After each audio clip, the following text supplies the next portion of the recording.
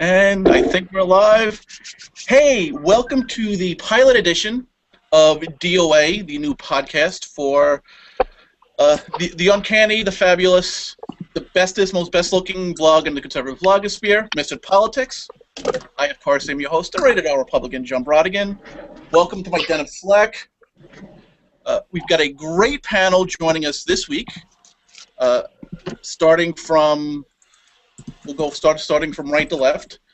Gentlemen, one of our misfits, been around from the beginning, who's come over, gotten into some trouble with the true conservatives because he wants to amnesty all the illegals. We'll let him explain to that later.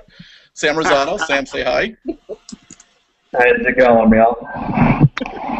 We also have one of the misfeats. I believe she was Miss February. And Misfit. Misfit. I keep on getting that wrong. The Misfit. And while I'm not sure this is like a foot fetish website now. Oh gosh. I'm not entirely sure why we have her on, since she has renounced her American citizenship and is moving to England.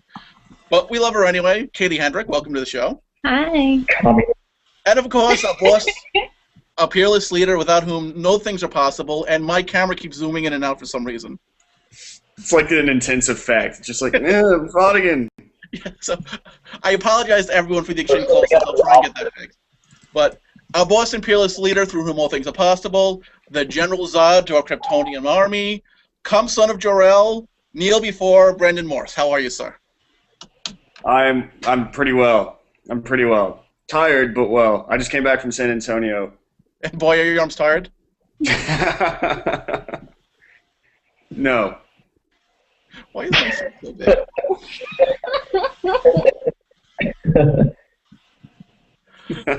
Okay, well, I'll figure this out while everyone else does. I keep on blowing up. I'm just going to move back a little bit. It's going to follow you. Now it got small again. Where are you going? Okay. Since I think we finally fixed my camera problems, which is one of the dangers of doing a video podcasting, but, you know, to quote that great conservative philosopher Brett Michaels from Poison, it ain't perfect, but it's rock and roll. Word. Speaking of not perfect, the Republican Party. What a way to go into it. I love it. Speaking of things that kind of suck. Yes. Speaking of things that are worn out and have seen their best days in the 80s, the GOP. But I think after the, I guess we'll call it the debacle on Election Day last month, there are a list of many things that we should be doing better, and some that we just aren't doing at all, and we might want to start doing if we ever want to win anything ever again. One of the things, and it's one that, you know, we alt-cons, and those of us who are involved in Misfit Politics have wanted to be heavily involved in, is that we need to start. I just exploded again. And you know what the best part is? When people hear the audio podcast on the mighty FTR radio, they're not going to get this because they're just going to hear me talking about my giant head and not know why I'm talking about my giant head. This is the greatest first episode ever. Oh, and on a side note, apparently Ric Flair is getting in the ring. Is he? Okay, so earlier, like John tells me, oh, Ric Flair's back, and I thought, you know, how did he get out of the old people's home, first off? But apparently he was like, well, maybe he's presenting an award, so now he's actually getting in the ring. Is he like wearing his whitey tighties or something? Not yet, but the suit can come off at any minute. Yeah. Apparently he wants to fight a crippled CM Punk. But, oh, and side note, I am a Paul Heyman guy. Anyway. So, Republican Party, culture. We suck. And here at DOA, we are, in fact, man professional, and I just shifted to the side now. I do not like this. It's where to begin. Let's put it that way. I mean, where do you even start when it comes to the DOA culture? We'll start with Sam. We'll work our way down the line. When people say, like, well, the GOP needs to start engaging the culture more, why is it important, and what exactly do we have to do? Well, when you start saying the culture, the problem is that there's more than one culture out there. You have to also acknowledge that fact. I mean, the culture differs depending on who you're trying to engage with, whether it be the mainstream, pop culture you see every day, in mainstream media, or culture that most of us may not be accustomed to, but is actually pretty, well known, well engaged with folks that you may not think about. That's one of the things that I myself and my in our white paper that we interviewed with you a couple of weeks ago. I have to thank you again for that. And I think I know what specific culture you're talking about, which we will get to in a little bit. Brandon, you put together Mr. Politics. Pretty much our sole mission is to engage in the culture. Why did you find it important? I mean, how is it not? I mean, hell, the youth came out in droves to vote for Obama because the GOP is nowhere to be seen in pop culture. They're not trying to relate to anybody below the age of 30. Quite literally every time I try to talk about the youth, someone pops up and says, well, they need to learn this, and they need to understand that, and they have to have discipline, and blah, blah, blah. And, meanwhile, the left is over here like, hey, guys, here's why you want to vote for somebody, and here's somebody you know and respect and like presenting this fact to you, given it's not always a fact. It's obviously not. I mean, the left has a way of selling things very well. They try to sell us freedom, but really what it is some cheap knockoff from China, for lack of a better explanation. The point is, though... Much like shopping at Walmart. Yeah. The point is that they're reaching out to the youth. Meanwhile, the GOP is looking down on the youth like it's, stupid, really. I mean, and useless. And I've actually had a few people on Twitter tell me that. And, whenever I actually started to explain things like, hey, guys, Obama's got it down. Obama's, like, reaching out to the youth and, like, the way that the youth wants to be reached out to. He's kind of reaching them on their level. I was literally called stupid by my own party for saying that. I mean, that's exactly the kind of mentality that we face right now. And to add on to Brandon's point, which I think is spot on, there's no link between the GOP and the youth audience that we were trying to engage. And by link, I mean, again, the culture, the pop culture.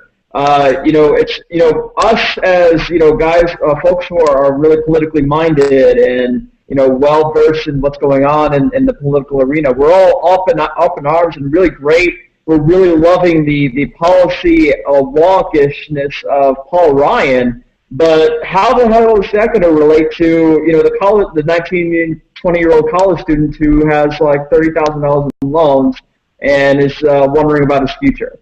I mean, it's hard to get into a wonkish debate on the deficit and fiscal trends that they're not going to really either understand or really even care about because they're thinking about the here and now and their immediate future. And I think that's one thing that the GOP really needs to correct. Yeah. And actually, speaking of college students with their student loans, and going off what Brandon said, where you've got real conservatives calling you stupid because she does want to raise my taxes just to fund, her offensive art projects. Katie, why don't you chime in? The importance of culture and how we're getting it wrong. Well, it's all about ostracizing people. You're ostracizing your youth, and you're ostracizing whole demographics, saying you won't work with them at all. The people I always come in confrontation with actually are just not well informed about the arts or any other subculture. They're very well informed about their own to an extent, but they don't want to open up and even listen to what goes on in other cultures. Not that you have to fund them or agree with the policies. They're not even open for a discussion on it. Mm-hmm. Pretty much half the party, unfortunately. Perfect case in point, actually. Whenever I try to talk about different bands that I'm into or that people should listen to or check out, I'm always almost 100% being responded to with this phrase. Yeah, well, it's not Rush. Rush is my favorite. I like Rush. Great, you like Rush. I get it. Apparently, I swear, every conservative has to respond with "I like Rush." And specify the band. In fairness, Rush is pretty damn awesome. I mean, I'm just Rush throwing is that out good. there. But I mean, like after a while, you're just like, I fucking get it. It's Rush. You like Rush. I gotta be honest with you, Rush is one of those bands that I got into in college, but I was also partaking in certain recreational activities that made some bands sound better, like Pink Floyd was one for them as well. So, I personally, I don't get the thrill of Rush, particularly if you're like, you know, your typical sober conservative who just like. I always get a little Rush, if you know what I mean. They're borderline libertarian, and we have to go support them because they support some of our politics sometimes. Yeah. That's the other another thing. Yeah, they won't support culture unless culture supports their opinions. Yeah, but culture is the embodiment of an ideology, and you have to start to live the culture before you can start to change anybody's ideology. Holy crap, that was like smart talk. Where'd you learn that kind of talk? I'm a philosopher in disguise. That's some fancy college learning there. All I heard was, I'm a witch, I'm a witch, I'm a witch. So basically, if we throw Katie in water and she floats, she's a witch. If she drowns, we agree to like raise taxes to fund the arts. Hey, there's no valid reason to throw me in the water until I turn someone into a newt. I actually had a friend named Newt. I don't know why. To this day, I don't know where the nickname came, but that's neither here nor there. Oh, I just thought you meant like his name was actually Newt. You don't know why you had a friend named Newt. He just kind of showed up one day. He just showed up. His name was Kevin, and someone decided, hey, your name's going to be Newt. And he's like, why? And they said, because we said so. And he was like, okay. Yeah. And it sticks. Because that's your name.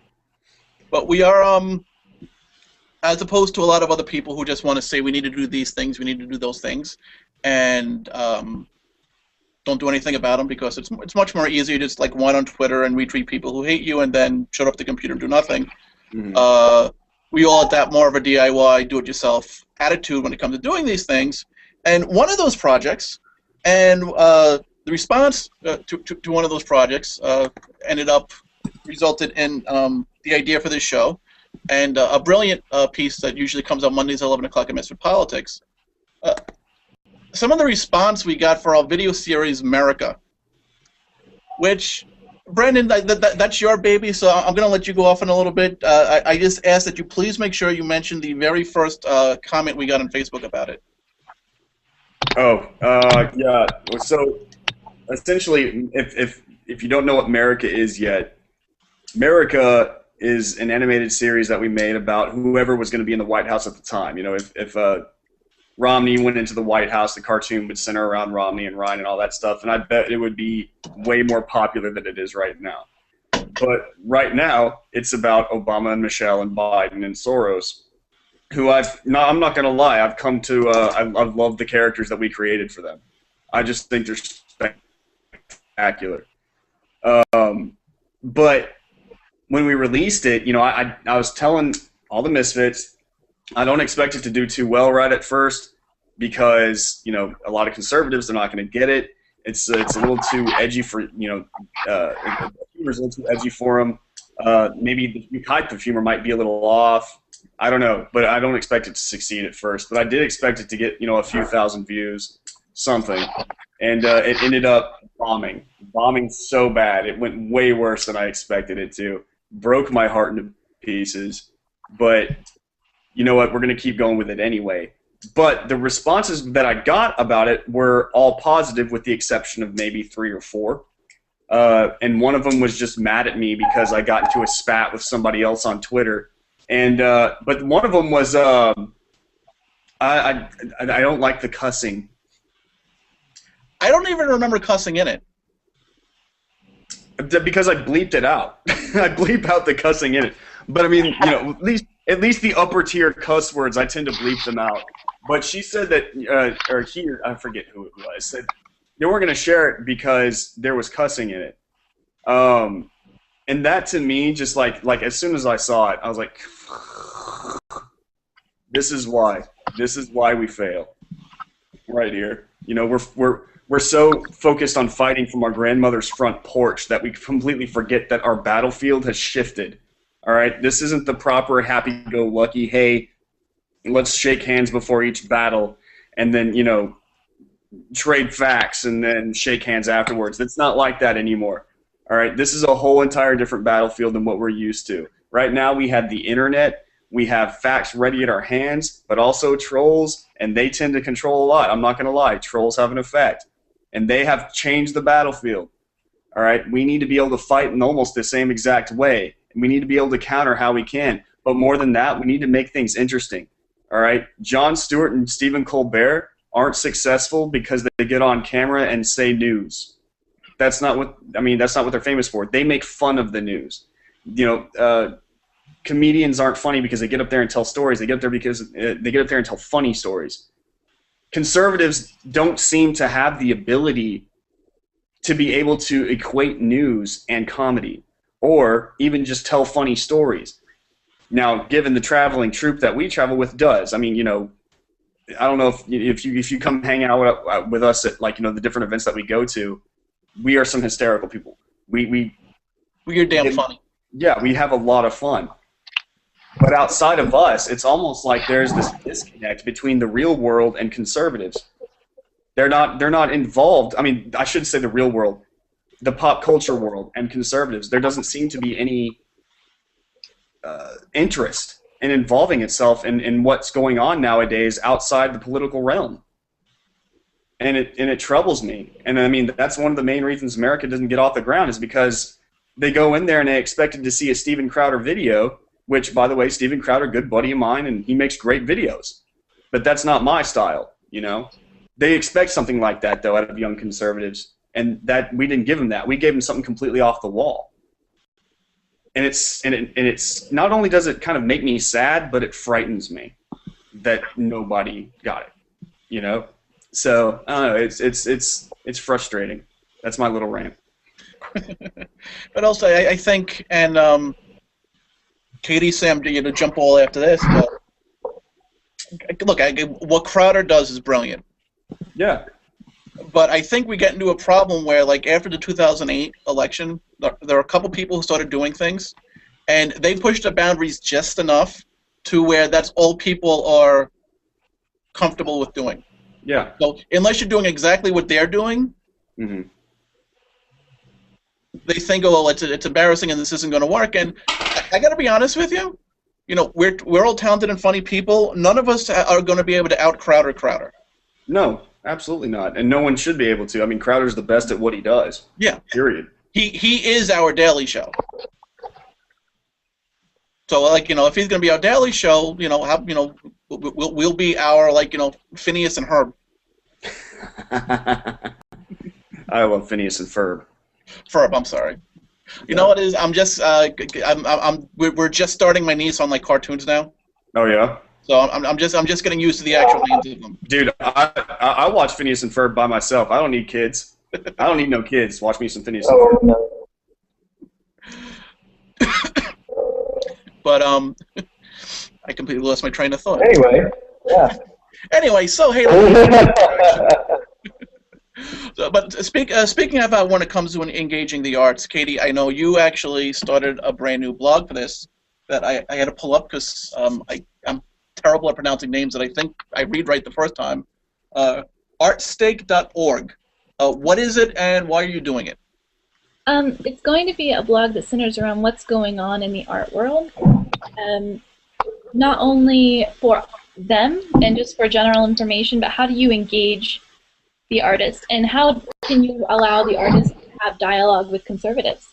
Because there's going to come a time, and I recently saw a blog post by one of my ultra-liberal ex-professors who I actually greatly admire because he was open to discussion, where he was talking about how the arts community can't just continue to shut down whenever a Republican is elected.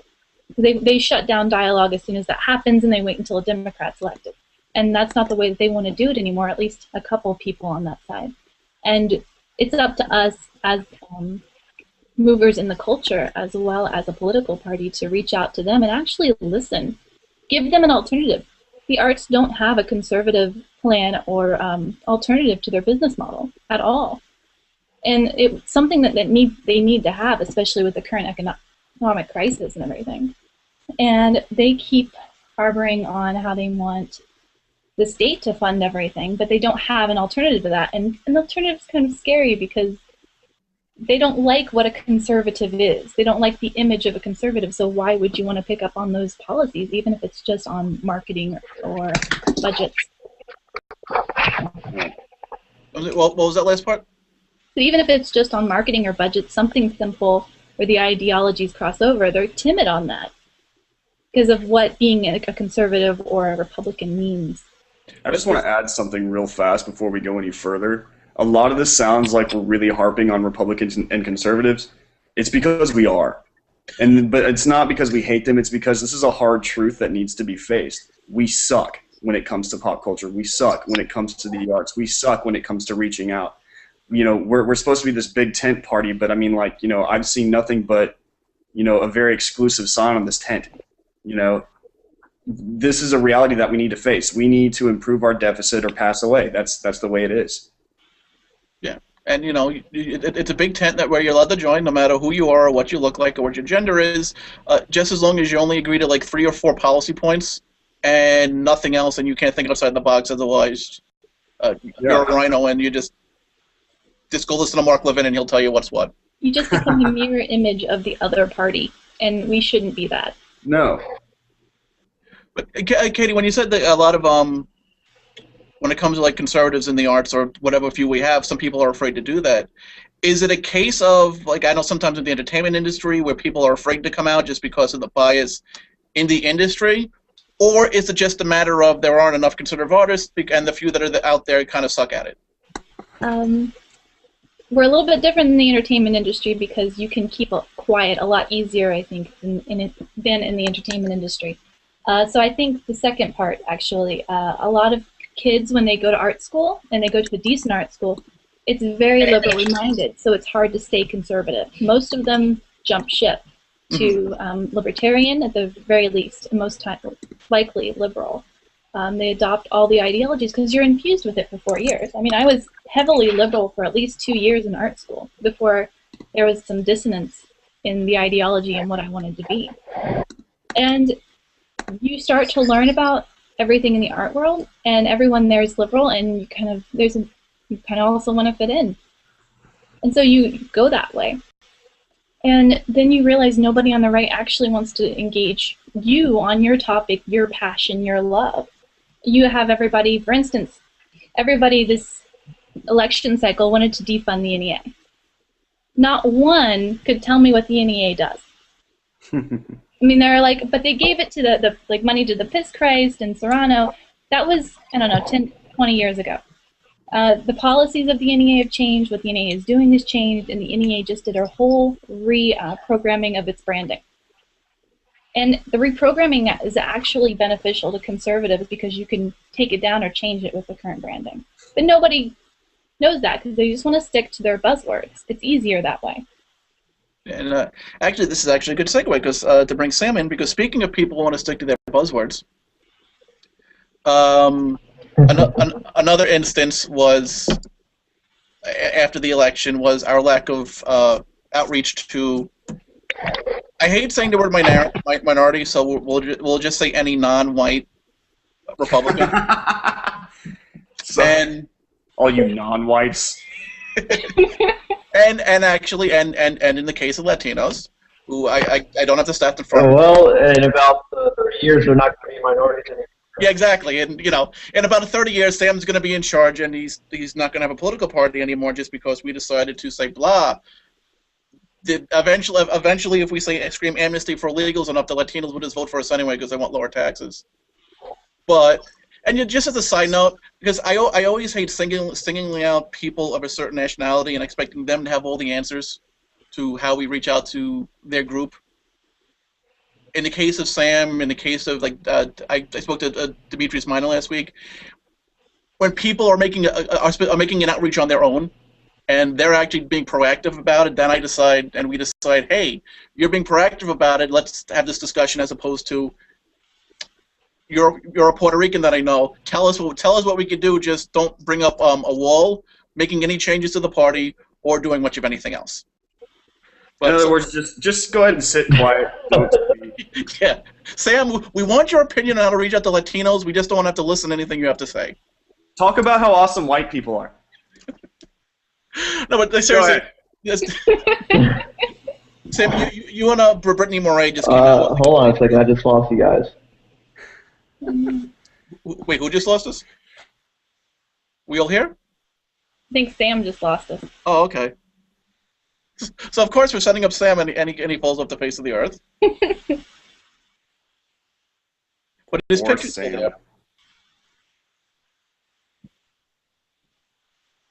there.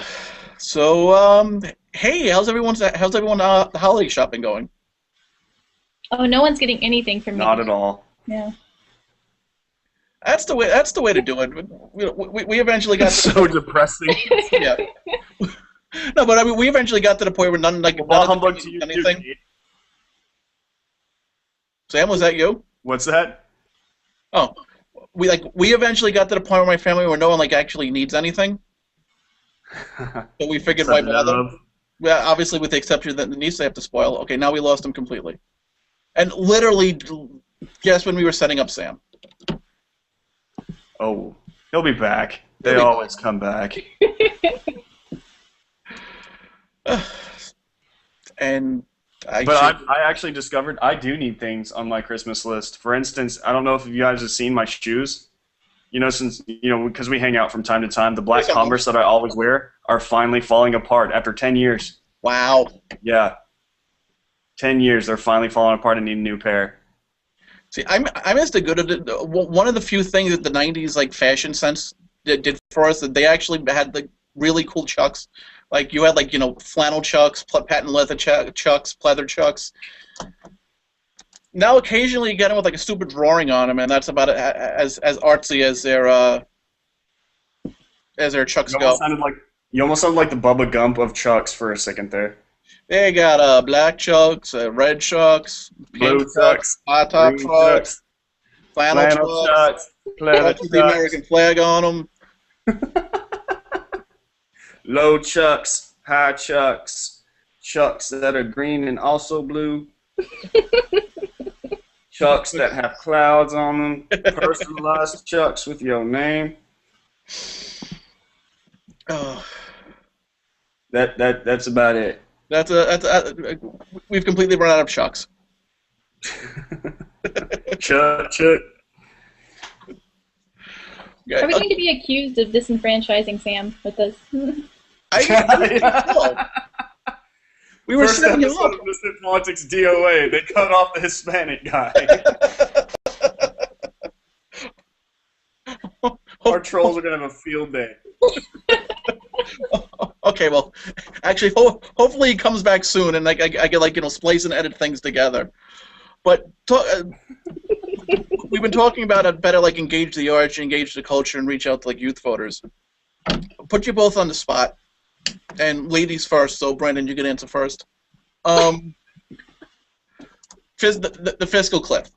Trying to explain to the importance of why we need to get the debt under control. When the other side's basically saying, "Well, debt schmet, just vote for me and I'll give you a bunch of free shit." How can we better engage pop culture and engage art? Free shit's awesome. Don't get me. You really broke up there, buddy. What now? Oh no, you're the one who broke up. I heard free shit was awesome. Oh, I was? Yeah, you broke up. Oh.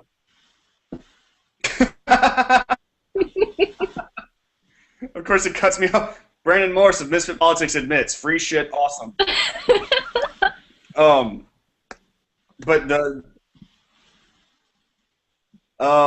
what was I saying? What the importance? Okay, so yeah, I mean it's great that we're all receiving free shit now, but in the near future, how's that going to help us at all? Because you can't give to one without taking from the other.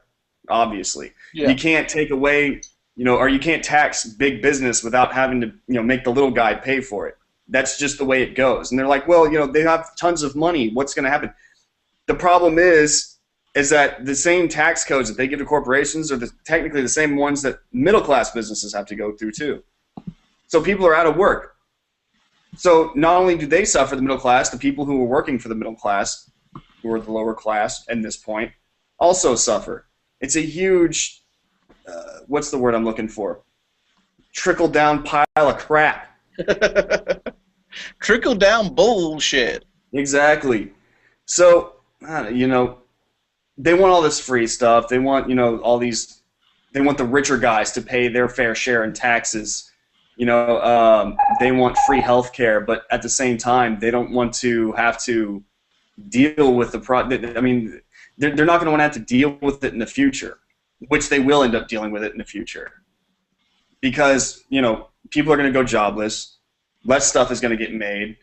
Less health care, by the way, that's going to happen because think about it. The United States is one busy country, all right? There are going to be waiting rooms piled high with patients. People aren't going to get seen. Crowder made a video about it, speaking of Crowder, about the Canadian healthcare system.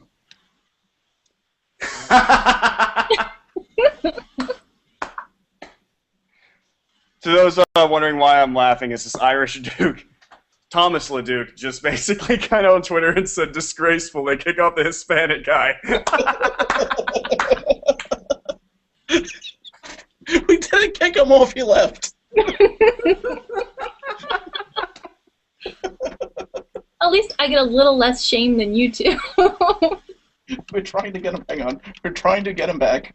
No, I think going with Brandon's, what he was saying is that I tried to discuss this with my roommate before he moved out, probably in November.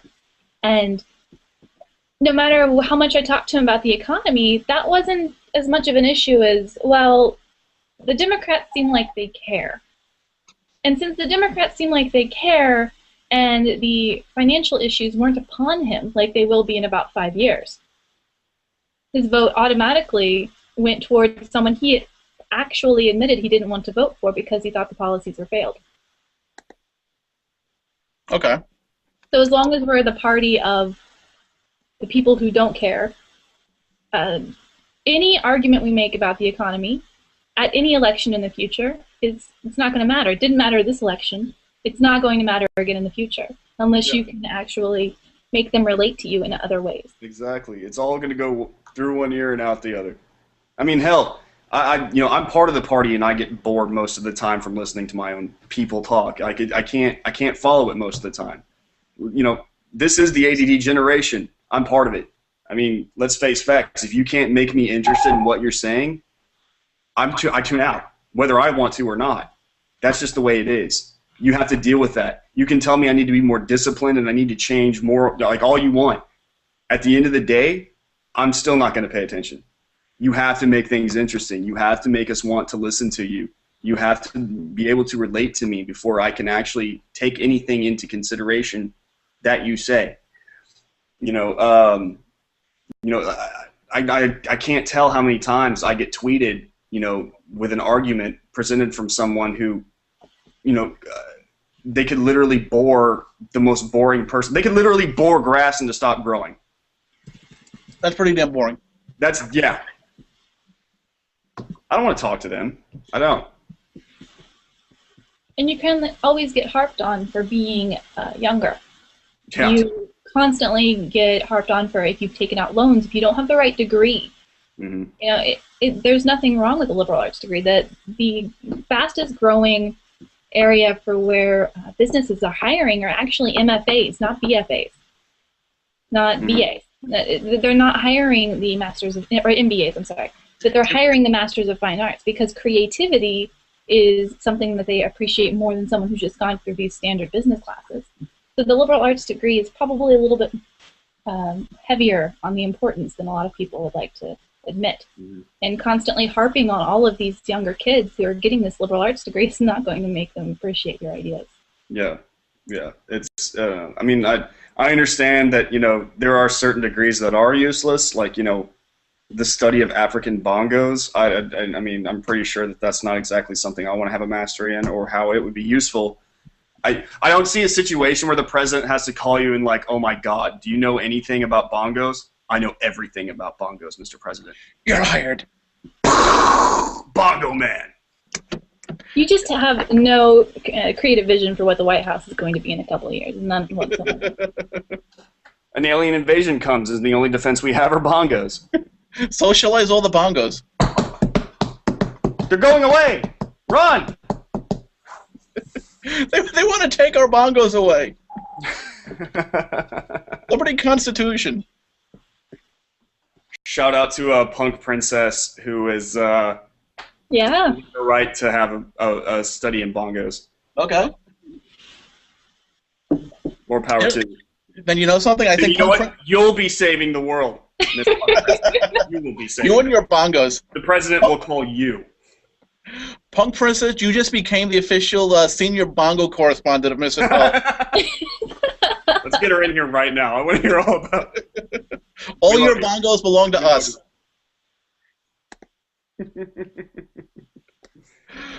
Is Sam back yet? Not yet. I think we lost him for good. Goodness. Sam! And that. I guess the tricky question is, how do we make it more interesting, and make it I don't say make it sound like we care, just because I mean I know you do and we know you do, because you know we pay attention as opposed to most people in our age group. But how do we convince other people that A, this is important without boring the pants off of them? Mm-hmm.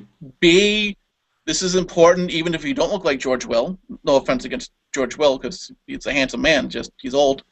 And C, you know something, contrary to popular belief, we do care. You know, there's a difference. There's a difference between wanting to get the deficit under control and saying not to tax Warren Buffett. You know, there's a difference between saying like between like opposing women's rights and saying, well, you know something, you're a college student, you can pay for your own birth control. You know, how do we make it more interesting, and how do we convince people that we do in fact care? Well, I mean, first off, I want to take this thing. First, I want to end the whole Zach Galifianakis thing that people say you look like. You look more like the guy from Zach Brown Band right now. Zach Brown? Yeah.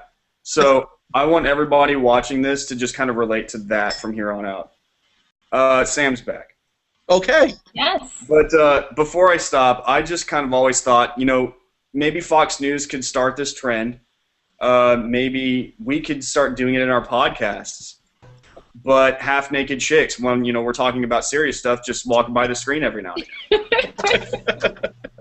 I mean, why not? You know, for the ladies, every now and again, we could actually host this in a gym and have dudes working out behind us. Whatever, you know. That was actually a little too literally. that was actually one of my favorite bits that Jon Stewart used to do, because he used to say Thursday is Hers Day, and he'd read the news, and he would just have like two Chippendales dancers dancing behind him. Yeah. Just like I could do it. random spots. I'll invite some Chippendales dancers. That's cool. Whatever. So, Sam, while you were gone, we decided that for future episodes of DOA, we're going to choose a misfit to just walk across the street randomly naked. I'm sorry, John. You're going to have to speak up a little bit because of the whole technical bullshit. I could barely hear you guys. While you said get naked. Yes, we took a vote. We took a vote. All future podcasts, just random naked people walking behind us. Oh. So, Sam, before we lose you again, hopefully we could hold on to you for like 19 minutes. We were talking about outreach. We were talking about outreach to the Hispanic community and the pushback that conservatives have just because you should just be following us anyway because Mark Levin says so. You and Brittany have a plan. What is it and why? Well, basically our plan is this. What Brittany and I have been talking about for a long time, for the last several months, is that the GOP and also specifically Hispanics, or conservatives, excuse me, in general, just don't actually engage the community. They don't. They don't actually physically engage the community. They don't actually reach out to the specific audience that we're talking about here. A lot of the times in Twitter, when it comes to conservatives, it's the echo chamber. They all talk to each other about outreach, this and that and the other thing, and think that they're making a difference, when in reality, very, very, very, very, very few of the Hispanic population is even caring, much less even agreeing with anything that they're saying. With the GOP, a lot of it is, they pull off the outreach thing 6 months before an election, think that they're doing a good job, and after the election, they just shrug their shoulders, move on, and don't do anything, constructive to make a permanent foothold. And what Brittany and I have put together was something that calls out these problems, these specific problems that conservatives and the establishment, I guess you could say, the establishment has when it comes to engaging the Hispanic community, but not simply wagging our fingers and criticizing. We offered specific solutions, like if what they're doing is wrong, here's what we think is right and what they can do to stem the tide, stop the bleeding of Hispanic voters going in droves to the president and so on. So that's why it's a lengthy white paper. It has several different points that we wanted to come across, moving across the entire spectrum, whether it be from direct, personal communication, to Twitter, to social media, to TV, movies, radio, etc. What exactly their conservatives are doing wrong and why. Sam, I'm going to have to interrupt you real fast because I have had several requests for this to happen on your part. Where's the cat? Yes, bring us the cat. Where do you... I'm sorry, say that again? I'm sorry. Where is Archer? People on Twitter keep asking for the cat. I can only assume that what you're referring to was what we can do, or what specifically, are you asking me specifically what you can do, like right now? They want the cat right now.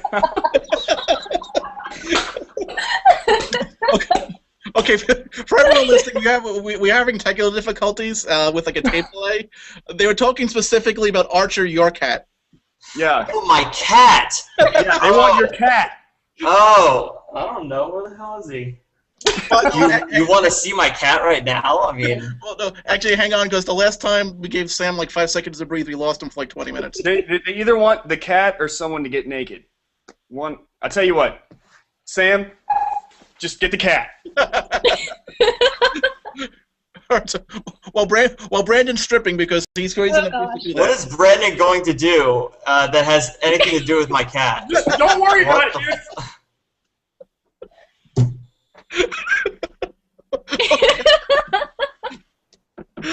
Our ratings just soared. God, every time we start to have a train of thought in the show, it like completely runs off the tracks. Okay. The plan that you have with Brittany, the full thing. It's on. I know it's on Misfit Politics. It's on FTR Radio. It's on the Right Sphere. But there's one point in it. There's one point in it that I want to discuss because it ties in also when it comes to like youth voters. You made it a point to, I forget the exact title of the bullet point, but basically when it comes to the rhetoric used to describing like certain issues, and this is why I always sarcastically say amnesty for illegals, because that seems to be what everyone yells. But also the simple fact of, if you want someone to think that you care about them, you have to actually show up in the first place. I got the first part of what you said was regarding the rhetoric, and that is one thing that we wanted to address. Yeah, and showing up. There's no ifs, ands, or buts about it. The fact of the matter is, no matter what your stance is on the issue of specifically immigration, which, while we understand is not the end-all be-all issue that affects Hispanics, it is one of the primary issues. There's no going around that. and it's an issue that has to be addressed. And the fact of the matter is that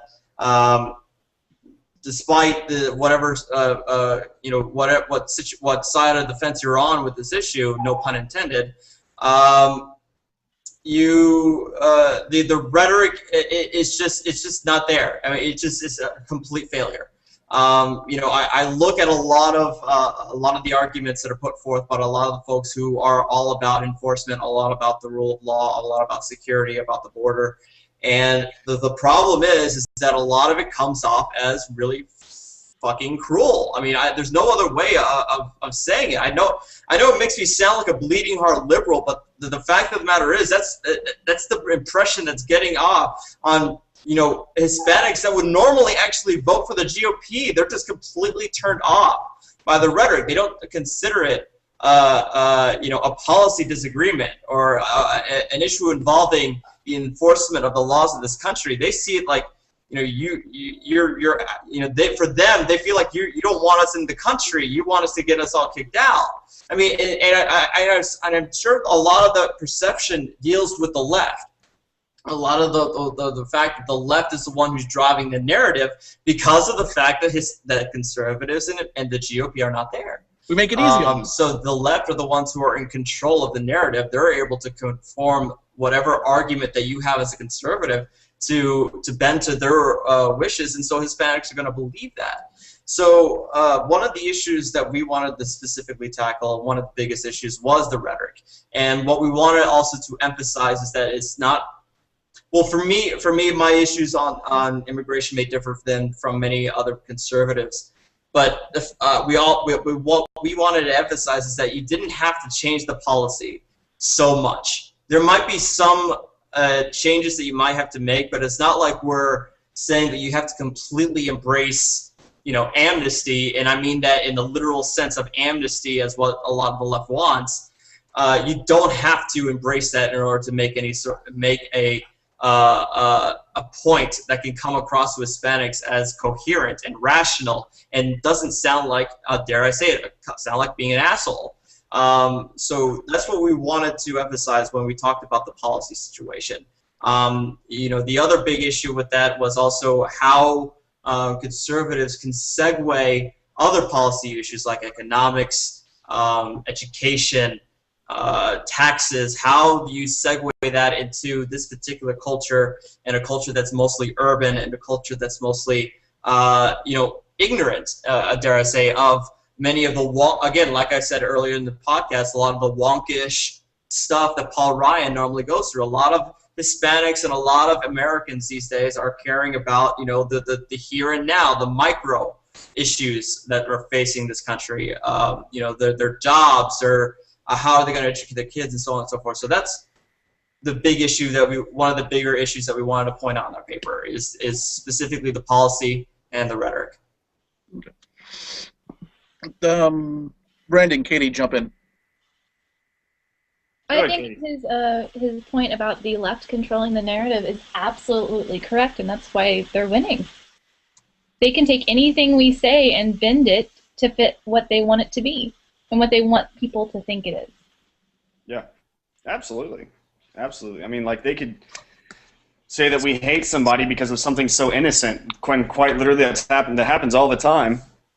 And what's worse is they've got enough of the media, and they've got this sellability that people just believe it. It's, oh, you guys hate blacks, you guys hate Hispanics, you guys hate the gay and lesbian community. We obviously don't. If you do any kind of light digging, we obviously do not hate them at all. In fact, a lot of our party is comprised of these groups. But what's funny is they have such a great ability to kind of shove those people out of the camera's way, or completely ignore them in the first place. You'll notice that MSNBC did it during the RNC when they completely cut out Marco Rubio. They didn't cover him. They're just as guilty, really, of cutting out the Hispanic people as we are accused of. Given our outreach still sucks. It still sucks. Our message sucks and our outreach sucks. And I've got a good friend who works at Voto Honesto, and she feels the exact same way. She says, we want more Hispanics in the GOP. We want more Hispanics in the GOP. They have the same exact, values that we do. It shouldn't be that hard. Again, it's all how our message is, our sellability, and how much we don't really want to communicate or reach out or relate to groups other than ourselves. I think the primary issue I found my cat. With Hispanics This is Basil. with the paper that we put together is specifically that we're tired of a lot of hostility and hesitation from our side because they're fearful of it turning into some sort. They call it identity politics. And for Brittany and I guess we have a different definition of what identity politics is. If you change your policy preferences to cater to the specific group that you're addressing, then yeah, that's probably identity politics. But we're not talking about changing the policy. We're talking about marketing our message to a different audience and conforming our message, not changing it, but packaging our message in a way that can relate to the audience, whether it be Hispanics or whether it be to youth. Again, the issue with youth engagement and Hispanic engagement are very parallel in many ways.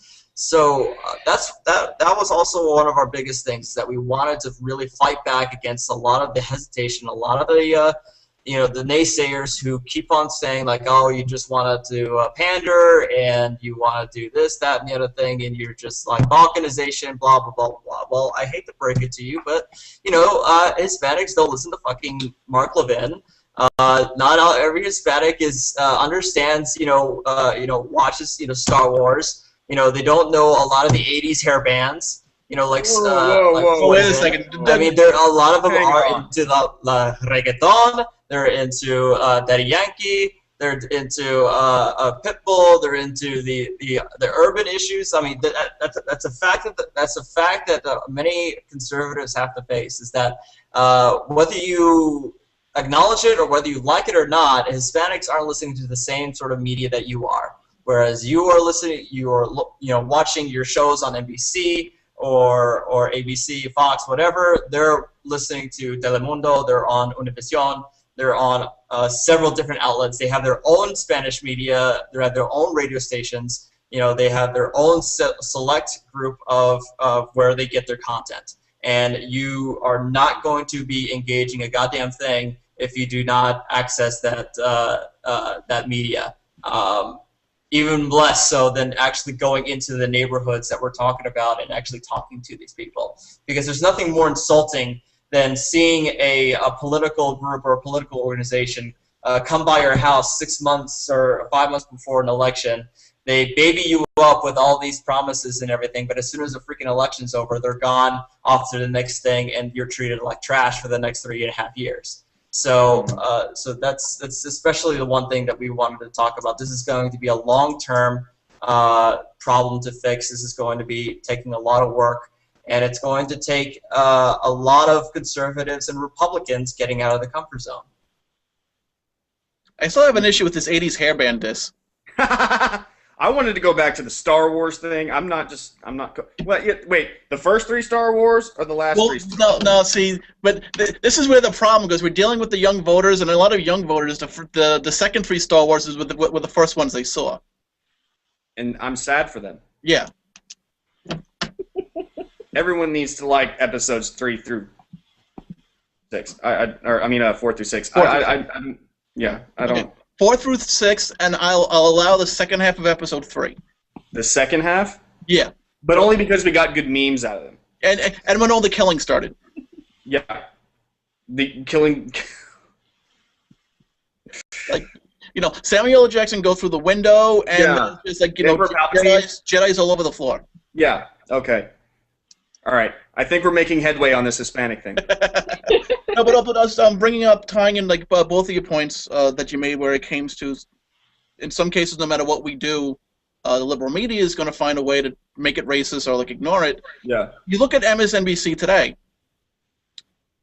Nikki Haley a not white male American Republican governor of South Carolina, appointed Tim Scott, who is currently a not white male Republican congressman, to be a not white male U.S. senator.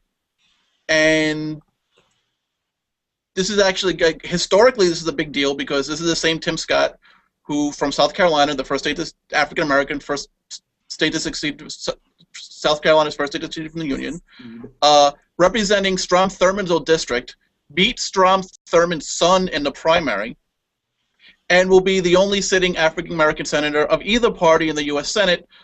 Luke Russert, who I'm sure his father's really proud of, the first thing he had to say about it: with Tim Scott's appointment to the Senate, there are now no African American Republicans in the House.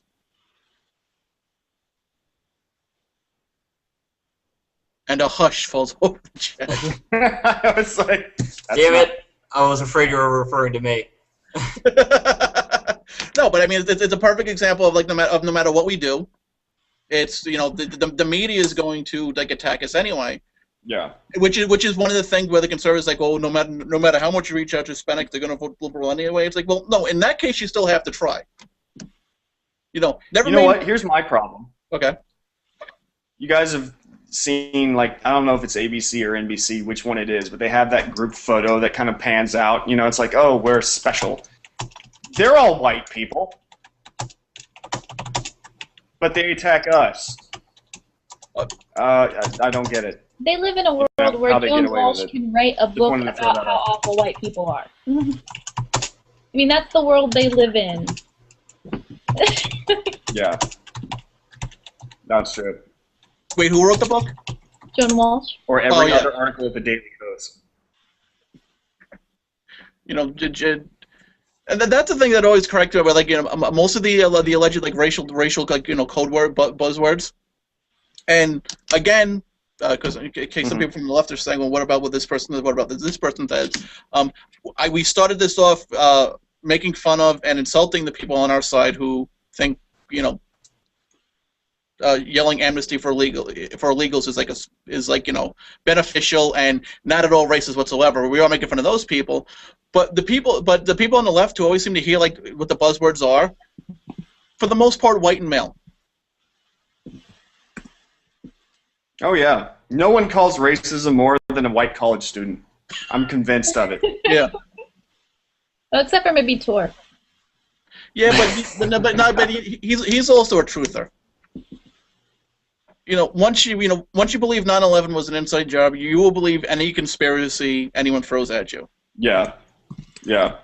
Pretty much InfoWars becomes your Bible site.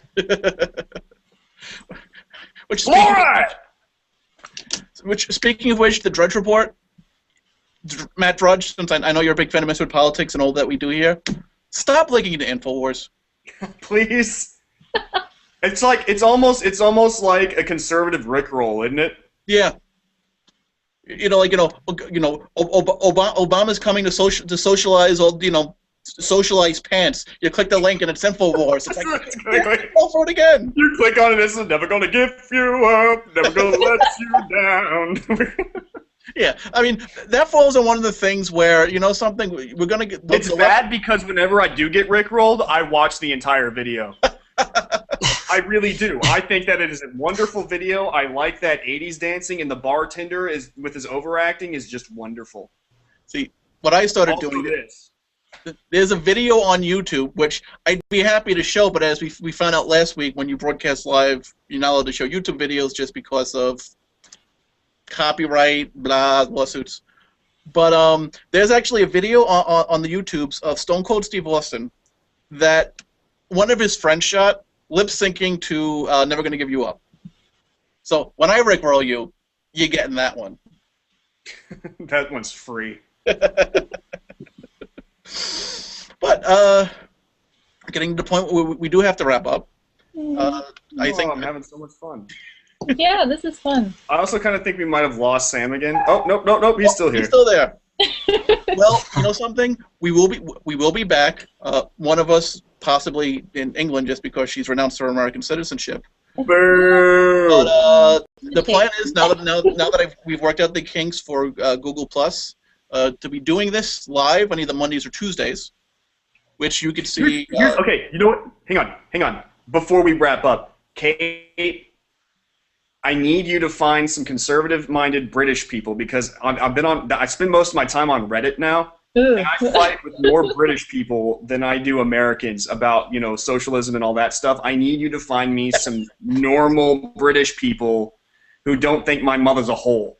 I have a couple in mind already. Good. Politics.uk. Ha! I love it. The sun never sets in the conservative punk empire. That's right. Wait, right. I'm everywhere. What the plans are going to be is to, I think, do these either Monday or Tuesdays, which you can see live on the YouTubes, or see live on the misfitpolitics.co's. A couple days later, podcast will be available on the mighty FTR radio. And since I'm pretty sure no one else is really doing a live podcast/talk show, we're breaking common ground, so we rule. Yes, they are. Hello Giggles. HelloGiggles.com is doing them. What's a HelloGiggles.com? Zooey Dashanel's website. You guys never go there to pick up on the latest in women's interests? I got to be honest with you. I used to have a mad crush on her for the longest time, and then I saw the new girl and realized, wait a second, she sucks. I still have a crush on her. She's still cute enough to surpass the acting problem. All the real girls, Zooey Deschanel, dig her. 50 Days of Summer, Zooey Deschanel, that was good. And the new girl, where she's actually in charge of writing and producing, that's just terrible. Oh, I feel bad for her. You're bad at this patriarchy thing. You're only supposed to admire the physical and not judge by anything else. John's culture. I wanted to talk about how I once saw a picture of Zooey Deschanel completely half naked with nothing but a leather jacket on. I want to talk about that, but no. We have to talk about acting ability. Hang on, does that picture exist? Yeah, I'll give it to you. I'm sorry, I'm completely out of this conversation. It's unfortunate. Yes, because apparently along with Star Wars and 80s movies, the Latinos, they're not about Zooey Deschanel. How do the Hispanics feel about Zooey Deschanel?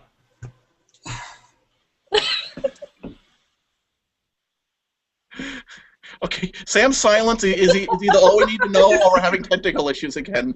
I'm just going to assume y'all are just making fun of me because y'all are assholes or something.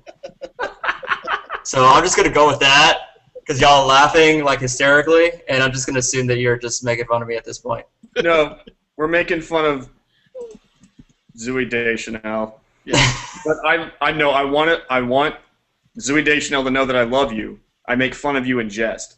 So if ever I meet you on the street and I buy you a drink, don't let this get in the way. Don't play. You know what it is? Of course. You know what it is? I'll play the bad cop.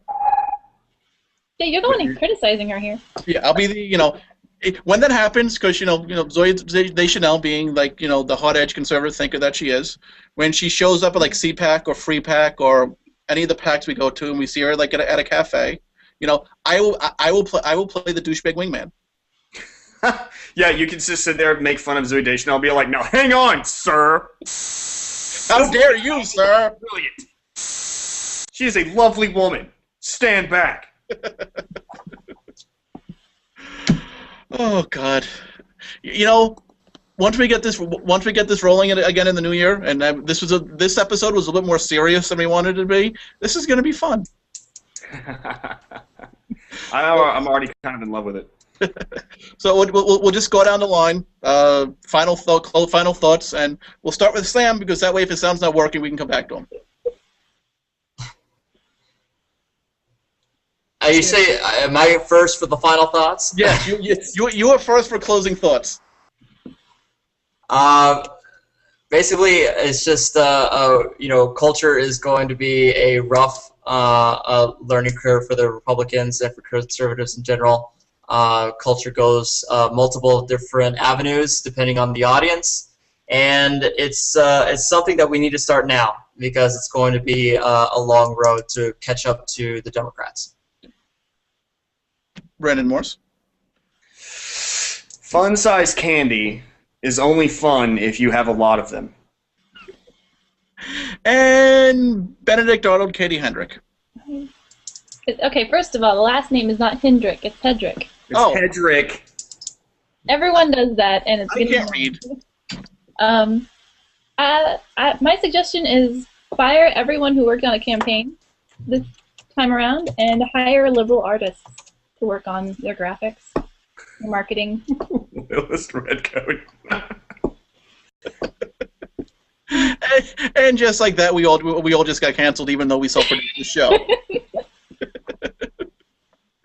And my final thought is, some of you young whippersnappers out there who want to go out on New Year's Eve because party, do yourself a favor, find yourself a beer bar that's got a 6-course Thanksgiving dinner with like full pints of beer and an open bar. It's a much more enjoyable time. Shout out to the Good Life in Massapequa Park, who again I'm sure is having his name tied to a conservative podcast. For Katie, for Brandon, for Sam, what my cat's name? Basil. And Archer, who no one got to see, by the way. they saw. I apologize to the audience for Archer's absence. Yes, what was that? And to Archer, wherever you may be, Merry Christmas, Happy New Year. Nothing but money 2013. Peace.